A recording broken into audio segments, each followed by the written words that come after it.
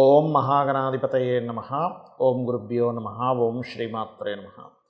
పరమేశ్వర స్వరూపమైనటువంటి జ్యోతిష, వాస్తు మరియు ఇతర అనేకమైనటువంటి శాస్త్రములను మనకు అందించినటువంటి మహర్షులకి నమస్కారం. హయగ్రీవ హయగ్రీవ హయగ్రీవేతి యో వదేత్తస్స నిస్సరతేవాణి జన్మకన్యా ప్రవాహవత్. అరుణాం కరుణాతరంగితాక్షీం ధృతపాశాంకుశపుష్పబాణచాపాం అనిమాదివిరావృతాం మయూకై అహమిత్యేవ విభావయే భవానీ. ప్రేక్షకులకి ఆ లలితాంబిక అమ్మవారి యొక్క అనుగ్రహం పరిపూర్ణంగా కలగాలని మనస్ఫూర్తిగా కోరుకుంటూ నేను ఈరోజు మీకు వార ఫలితాల్లో 14వ తేదీ నుంచి 20వ తేదీ వరకు ఉన్నటువంటి గ్రహస్థితి ఏ విధంగా ఉంది అని చూసుకున్నట్లయితే, ముఖ్యంగా ఇక్కడ వృషభ రాశిలో గురుకుజుల యొక్క సంచారము, మిథునంలో రవి యొక్క సంచారం జరుగుతూ ఆ యొక్క రవి 17వ తేదీ నుంచి కర్కాటకంలోకి మారుతున్నాడు. కర్కాటక రాశిలో శుక్ర బుధుల యొక్క సంచారం 20వ తేదీ నుంచి ఆ యొక్క బుధుడు సింహరాశిలోకి, కన్యారాశిలో కేతువు చంద్రుడు 14వ తేదీలో ఉంటూ మనకి ధనుసు రాశి వరకు ఈ యొక్క వారంలో చంద్రుడి యొక్క సంచారం జరుగుతుంది. కుంభంలో శని వక్రగతి మరియు మీనంలో రాహువు ఈ యొక్క గ్రహస్థితి ఉంది.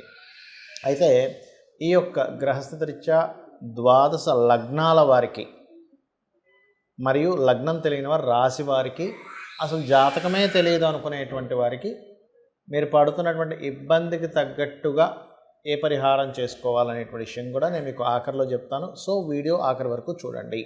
కుంభలగ్నము, కుంభరాశి. మీ యొక్క రాశ్యాధిపతి వక్రించాడు. దీనివల్ల ఏమిటంటే స్ట్రెస్, శారీరకమైనటువంటి స్ట్రెస్ ఖచ్చితంగా తగ్గుతుంది అనేటువంటి సందేహం లేదు. అయితే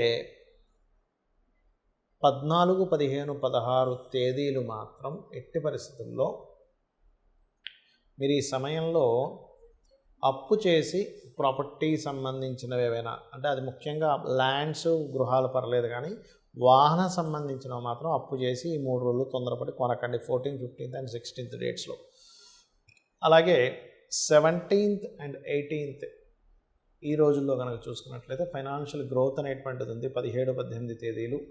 అలాగే మరొక విషయం ఏంటంటే ఈ 17, 18 తేదీలు మాత్రం కొంచెం మీరు నీటి ప్రదేశాలకు వెళ్ళినప్పుడు జాగ్రత్తగా ఉండండి. కొంచెం చేసేటువంటి జాబ్లో కొంత మనస్పర్ధలు ఏర్పడతాయి, ఇటువంటివి చూపిస్తుంది 17, 18 తేదీలు. ఇక 19, 20 తేదీలు మాత్రం పర్వాలేదు.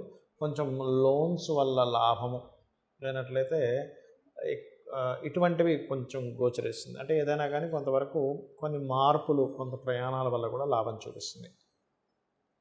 కాకపోతే ఇక్కడ ఫైనాన్షియల్ గ్రోత్ ఎట్లా ఉంటుంది ఈ వారం చూసుకున్నట్లయితే ఫైనాన్షియల్ గ్రోత్కి ప్రాబ్లం ఏం లేదు. కాకపోతే కష్టపడి మీ అంతటి మీరుగా స్వయం కృషితో ఏదైనా ఒక గృహం కట్టుకోవడానికి, ఒక స్థలం కొనుక్కోవడానికి అనుకూలంగా ఉంది అని చెప్పుకోవచ్చు. అయితే ఇక్కడ లాంగ్ టర్మ్ ఇన్వెస్ట్మెంట్స్కి మాత్రం చాలా అనుకూలంగా ఉంది. ఇప్పుడు మీకున్నటువంటి గ్రహస్థితి ఏదైతే ఉందో చాలా అనుకూలంగా ఉంది. అలాగే మరొక విషయం ఏంటంటే ఇక్కడ గమనించవలసిన విషయం, ఈ యొక్క రాశి వారికి ప్రత్యేకంగా గుర్తుపెట్టుకోండి,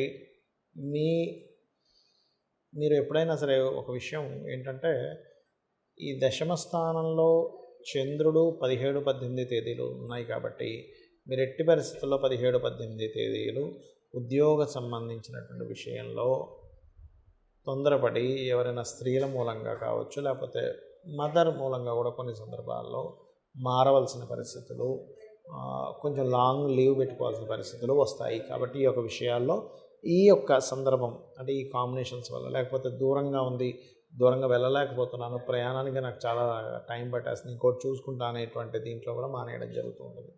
ఇక మీరు చేయవలసినటువంటి దేవత ఆరాధన ఏమిటి అని చూసుకున్నట్లయితే ప్రత్యేకంగా మీరు గమనించండి, ఈ యొక్క వారము ఏంటంటే విష్ణు లలిత లేదా లక్ష్మీదేవి యొక్క అష్టోత్తరం ఎంత చేసుకుంటే అన్ని విధాలు బాగుంటుంది. కాకపోతే 6లో శుక్రుడు ఉన్నందుకు కొంచెం స్త్రీలతో వైర్యం వస్తూ ఉంటుంది. ఈ యొక్క విషయాల్లో కొంత జాగ్రత్తగా ఉండండి. చాలామందికి జాతకం తెలీదు, వాళ్ళ లగ్నం ఏంటో రాశి ఏంటో కూడా తెలియదు. మరి అలాంటి వాళ్ళు ఏ ప్రాబ్లంకి ఏ దేవత ఆరాధన లేదా ఏ గ్రహ ఆరాధన చేసుకోవాలని మీకు 1 by 1గా చెప్తాను. పాయింట్ నెంబర్ 1, మీకు ప్రమోషన్స్ రావట్లేదు, సింపుల్గా ఏం లేదు, సూర్య భగవానుడి దగ్గర దీపారాధన చేస్తూ సూర్య నమస్కారాలు చేస్తూ ఉండండి. ఇది ఆరోగ్యానికి, ప్రమోషన్స్కి కూడా పనిచేస్తుంది. పెద్ద మీ యొక్క సుపీరియర్స్తో ఉండేటువంటి స్ట్రెస్కి కూడా పనిచేస్తుంది. అలా కాకుండా మానసికమైన ఇబ్బందులు ఎక్కువగా ఉన్నాయి, అభిషేకం చేయండి శివునికి. చంద్రగ్రహం దగ్గర దీపారాధన చేసుకోండి. గోవుకి ఏదైనా మీరు ముల్లంగి లేదా కీరా లాంటి పదార్థం తినిపిస్తూ నిత్యము మెడిటేషన్ చేయండి. ఓం మనస్వినియే నమః అనే నామస్మరణ చేయండి. లలితా సహస్రనామాల్లో అద్భుతంగా పనిచేస్తుంది మీకు ఇది. అయితే మొదటి దానికి మీరు ఇందాక చెప్పాను, ఇది ప్రమోషన్స్ కోసం. దానికి ఏ మంత్రము అంటే ఓం మాణిక్యమకుటాకార జానుద్వై విరాజితాయే నమః. లేదా బిజినెస్లో ఇంప్రూవ్మెంట్స్ కావాలి అని అనుకునేటువంటి వారు బుధగ్రహం దగ్గర దీపారాధన చేస్తూ ఓం ఇంద్రగోప పరిక్షిప్త స్మరతూనా భజంగికాయే నమః అనేటువంటి నామస్మరణ చేయండి. లేదండి నాకు ప్రతిదీ గొడవ అవుతూనే ఉంది, ప్రతి చిన్న విషయానికి మాకు గొడవలు అవుతూనే ఉన్నాయి అనుకునేటువంటి వారు సింపుల్గా ఏం లేదు, మీ కుజగ్రహం ఎక్కడో పాడైంది కాబట్టి కుజగ్రహం దగ్గర దీపారాధన చేస్తూ, కుజ బుధ 2 గ్రహాల దగ్గర దీపారాధన చేస్తూ చక్కగా సూర్య భగవాను చూస్తూ, అది మీ రిలేషన్స్లో ఎవరితో ఇబ్బంది వస్తున్నా, మిస్కమ్యూనికేషన్స్ వస్తున్నా సూర్యుడిని చూస్తూ మీరు ఓం మిత్రాయ నమః అనే నామస్మరణ చేయండి. అలా కాదండి, గురుబలం లేదంటున్నారు, నాకు గురుగ్రహం పాడైందంటున్నారు, మరియు గురుగ్రహం బలం పెంచుకోవాలంటే ఏం చేయాలంటే ఈ యొక్క నవరాత్రుల్లో అమ్మవారికి గంధముతో అభిషేకం చేయడం, గంధముతో పూజ చేయడం చేయండి. గంధముతో కలిపినటువంటి గంధపు నీటితో శివునికి అభిషేకం చేసిన, దక్షిణామూర్తి ఆరాధన చేస్తున్న, గురుగ్రహం దగ్గర దీపారాధన చేయడము, మరియు గోవుకి ముఖ్యంగా అరటికాయలు కనుక తినిపించినట్లయితే ఖచ్చితంగా మీకు గురుబలం పెరిగి తీరుతుంది. దానివల్ల దైవానుగ్రహం ఉంటుంది గురుబలం ఎప్పుడైతే పెరుగుతుందో. అదేవిధంగా శుక్రుడు పాడయ్యాడు మీ జన్మజాతకంలో అంటే సర్వసాధారణంగా దీనివల్ల ఏమిటి ఇబ్బంది అంటే వివాహ సంబంధించినటువంటి విషయాల్లో ఇబ్బంది వస్తుంది, లేదా ఫైనాన్షియల్గా చాలా ఇబ్బంది పడుతున్నాము అన్నప్పుడు శుక్రుడు పాడవుతుంది.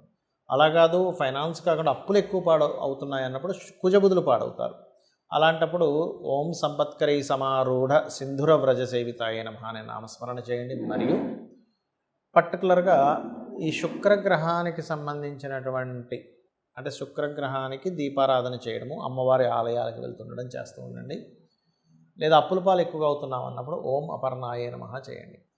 రోగాలు ఎక్కువగా వస్తున్నాయి, బాగా హెల్త్ ఇష్యూస్ వస్తున్నాయి అన్నప్పుడు సింపుల్గా ఒకటే గుర్తుపెట్టుకోండి, బాగా హెల్త్ రిలేటెడ్ సంబంధించిన ఇబ్బంది ఉంది అన్నప్పుడు మీరు చేయవలసింది ఏమిటి అంటే ఒకటే గుర్తుపెట్టుకోండి, శనివారం నాడు గోవుకి బెల్లం తినిపించండి. ఈ శనికి సంబంధించిన దోషం ఉంది, ఈ శని భగవానుడు మీ జన్మజాతకంలో బలంగా లేడు అన్నప్పుడు ఒకటే గుర్తుపెట్టుకోవాలి, మీరు పూర్వజన్మల్లో ఏదో తప్పిదం చేసి ఉంటారు, అందుకే శని యొక్క బలం తక్కువగా ఉంది. అలాంటప్పుడు మీరు లలితా సహస్రనామాల్లో ఓం శ్రీమాత శ్రీ మహారాజ్ని శ్రీమత్ సింహాసనేశ్వరి, లేదు శనికి సంబంధించిన దోషాలు అధికంగా వస్తున్నాయని మీరు ఫీల్ అవుతున్నట్లయితే ఓం అనాకలిత సాదృశ్య చుబుకశ్రీ విరాజితాయై నమః అనే నామస్మరణ చేయండి. అన్ని విధాలు బాగుంటుంది. రాహుగ్రహ సంబంధించిన దోషాలు పోవాలి అంటే దానికి ఏమిటి, అసలు ఏం జరుగుతుంది రాహుగ్రహానికి సంబంధించిన దోషాలు ఉన్నప్పుడు అంటే భయం పెరుగుతూ ఉంటుంది, ఫ్రాడ్స్ జరుగుతూ ఉంటాయి, హ్యాకింగ్స్ జరుగుతూ ఉంటాయి. ఎక్కువ ఫ్రాడ్స్కి గురవుతున్నాము, ఎక్కువ హ్యాకింగ్స్కి గురవుతున్నాము, ఎక్కువ మోసపోతున్నాము అన్నప్పుడు దుర్గా అమ్మవారి యొక్క స్తోత్ర పఠనం చేస్తూ రాహుకేతువుల దగ్గర దీపారాధన చేయండి. అన్ని విధాలు బాగుంటుంది. అలాగే ఒక్కొక్కసారి ఏమవుతుందంటే చిత్ర విచిత్రమైనటువంటి ప్రవర్తన పిల్లల్లో మనకు కనబడుతూ ఉంటుంది.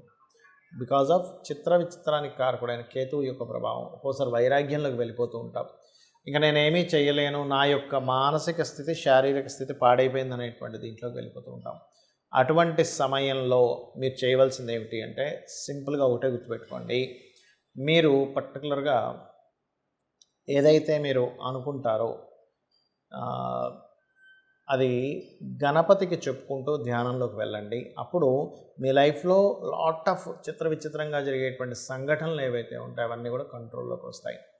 ఇలా ఏంటంటే చాలా సింపుల్గా జాతచక్రం ఎలాగో ఉంది ఏమైపోతుందో అనేటువంటి భయపడకుండా చాలా సింపుల్గా ఒకటే గుర్తుపెట్టుకోండి, నేను ఈ యొక్క నామస్మరణ చేస్తున్నాను కాబట్టి నన్ను అమ్మవారు రక్షిస్తుంది, లేదా ఏ దేవత ఆరాధన చేస్తున్నామో ఆ దేవత నన్ను రక్షిస్తుంది, ఖచ్చితంగా రక్షించి తీరుతుంది అనేటువంటి బలమైనటువంటి నమ్మకంతో.